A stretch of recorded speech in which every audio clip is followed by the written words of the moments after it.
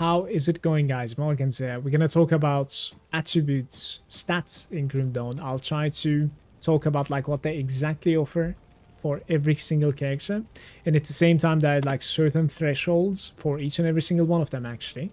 And I'll try to like mention these things so that like you can go ahead and decide, you know, which attribute is more valuable to you at that given point of your character. So that's going to be the goal of this video. Really hope that you're going to be finding it useful. Remember that I have all kinds of guides for Grim Dawn in my channel. If you would be interested, feel free to check it out.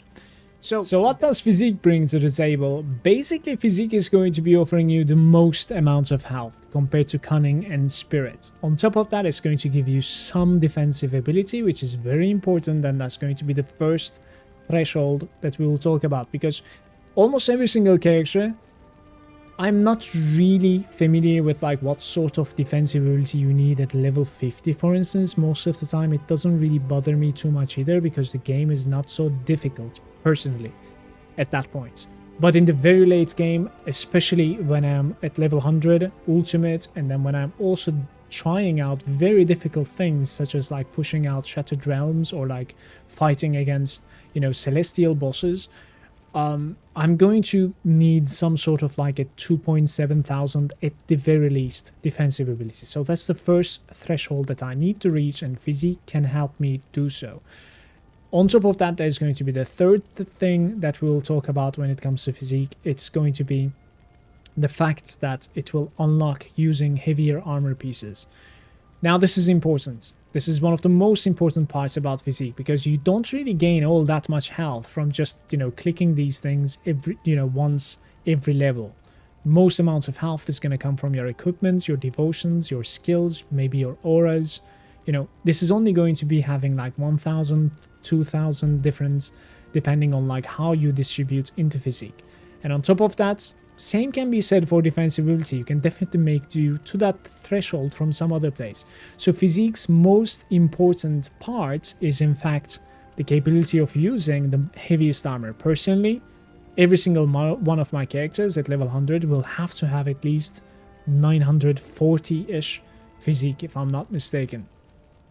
Most of the heavy armor in this game is going to be requiring, when it comes to pants, chest, and shoulders, I think it's going to be above 900. You can definitely lower this a little bit by certain devotions, for sure. But that being said, let's mouse over these shoulder plates over here. They're heavy armor shoulders, 1.6k armor for level 94, and they are going to be requiring 915. So if I want to wear a heavy armor shoulder plates with a character like this one, I'm gonna have to have 915, and in my opinion, that is like the most important part about how you should be distributing your physique. You need to reach this threshold. I do need to reach this threshold every single time. Now, why do I call this a threshold? Simply because after reaching this, the value of physique is dropping drastically for me, and I would be a little bit more greedy and spend my, you know, rest of my points in the other two.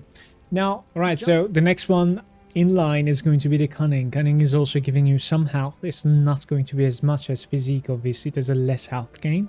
On top of that, it's going to be giving you offensive ability. So physique was giving defensive ability, and this is giving offensive ability. The offensive ability is like a harder threshold in my opinion to hit.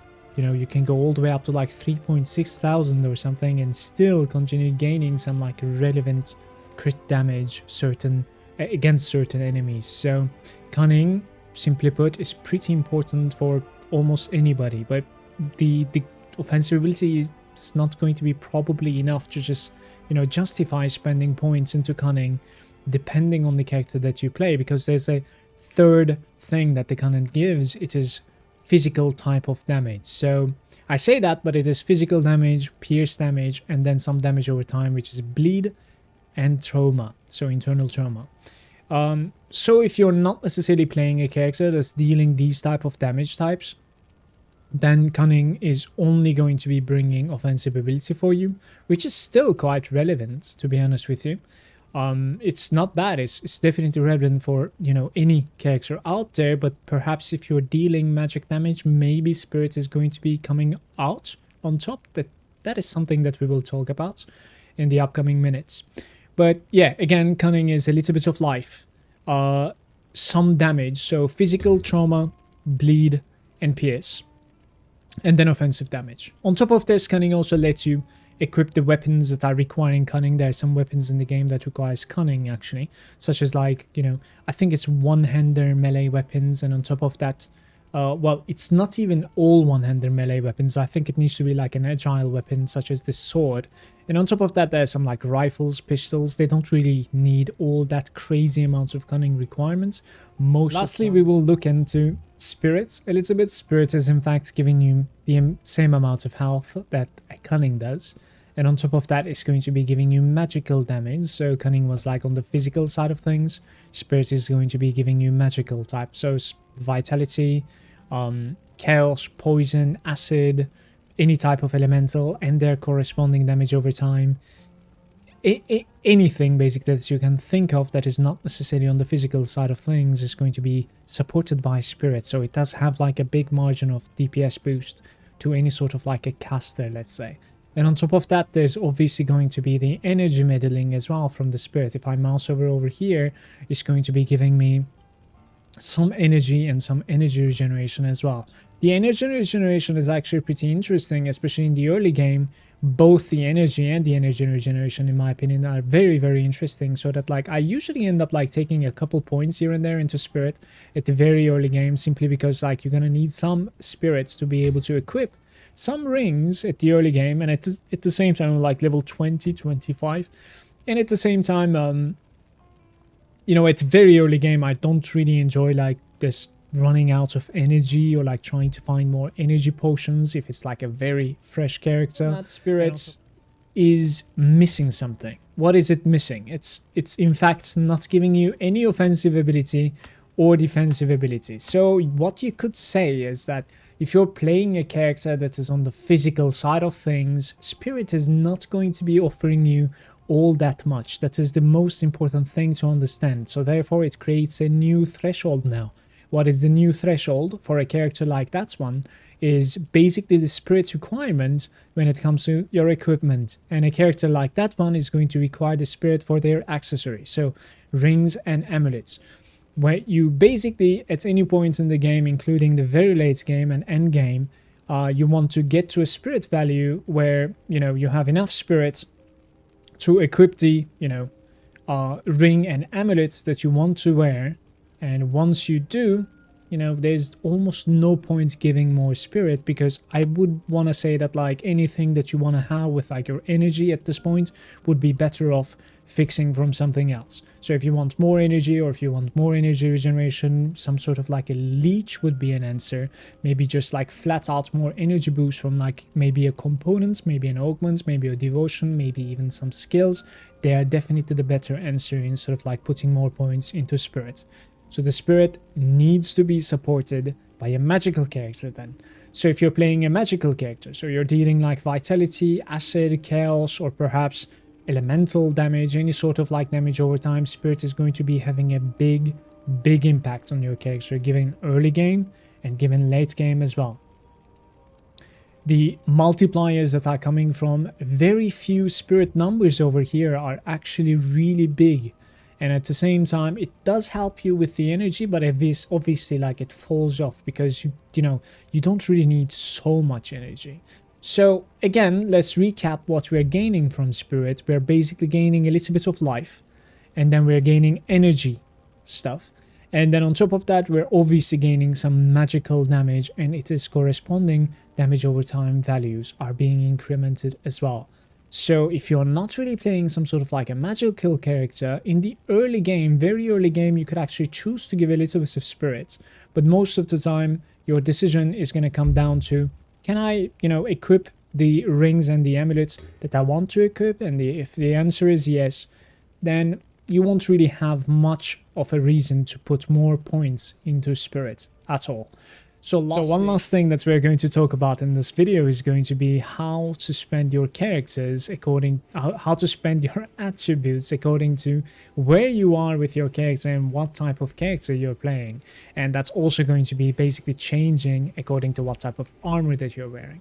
The simpler way to explain this, I thought to myself, was basically resetting my stats in this character that I play right now, and to show you like how I would spend on them. And that was also why my character's attributes were reset in the big like first section of the video, let's say.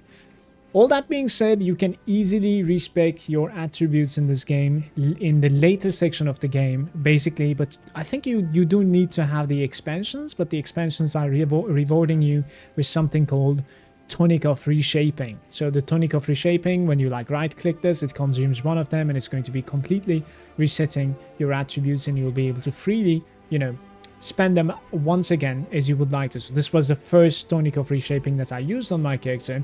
While I was leveling this character, I in fact spent a little bit more physique, and I spent a little bit more cunning compared to right now. So you could see this approach. I wanted to have a little bit more HP, I wanted to have a little bit more defensive ability, and at the same time I kind of wanted to be able to wear the items that I showed you over here. So for instance, right now I am not capable of wearing the shoulder pads, but it doesn't matter too much because I'm in the late game and I'm capable of wearing what I want to be wearing. But while leveling, perhaps I wanted to wear a heavier armor on my shoulder pads or my pants. In that case, I wanted more physique, so I spent more physique. So it's a little bit more, let's say, flexible, and you can definitely do some mistakes and respec, so you don't have to worry about that too much. Now let's jump into what, you know, did I consider while I'm spending my points right over here. So physique, as we talked about, the highest or the most important threshold is not only the defensive ability, but at the same time being capable of wearing the armor pieces. The highest physique requirement, turns out, was my shield. It requires physique 805, it says. So I have gotten to 805 and then stopped, and then I was thinking to myself, I think my defensibility is a little bit too low. It was about like 2.5k, so I wanted to bump it up to like 2.6k.